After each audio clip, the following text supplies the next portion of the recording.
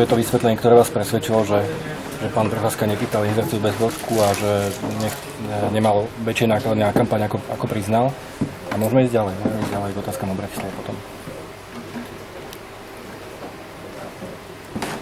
No, tak... Pokus?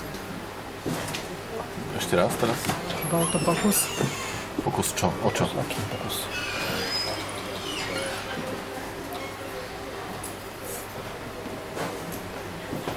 No...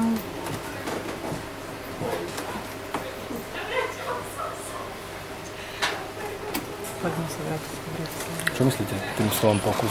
Naozaj nerozumiem, myslím, že ani jeden z nás dvoch.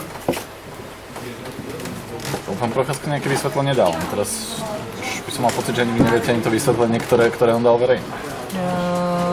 Nechcem o tom hovoriť. Je to vec, ktorú sme si my vysvetlili. Je to...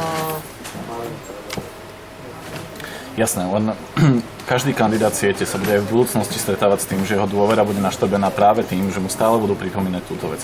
To znamená, že ak vy nám teraz ani nepoviete veľmi akože jednoduché vysvetlenie, za ktorým si stojíte vy, tak znovu ako keby sa s touto otázkou budete stretávať aj vy a toto vás počas kampane určite bude trápiť. Áno, ale áno, je to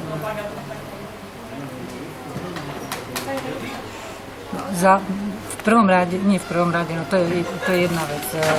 Kampane na prezidenta som sa ja nezúčastnila, stalo sa to, čo sa stalo, bolo to medializované, bolo to nejakým spôsobom vysvetlené. Keď som rozprávala o tej ponuke, ktorú mi teda pán Procházka a sieť dali, tak som zvažovala aj túto súvislosť, ale v prvom rade som sa pýtala, teda v druhom rade som sa pýtala na to, že akým spôsobom bude financovaná kampaň do komunálu. No a odpoveď som na to dostala, tak som povedala. Čiže pán Procházka vám to vysvetlil slovom pokus? Dobre tomu rozumiem.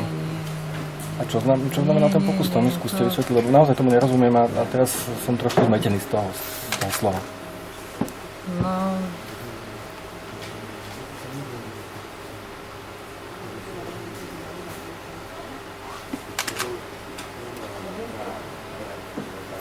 Nemôžeme my odpovedať na tú otázku, akože stále by sme boli radi, keby nám to odpovedali. Čiže čo znamenalo slovo pokus a ako vám pán Procházka vysvetlil to náhodou.